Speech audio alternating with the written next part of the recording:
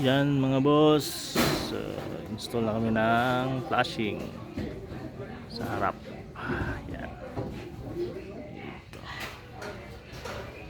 So doon sa taas nandiyan yung mga tao natin ngayon, full blast sa plastering lahat sa loob. May isa na lang tayo doon sa dulo, nagsisarado ng doon sa taas, saraduan na yun.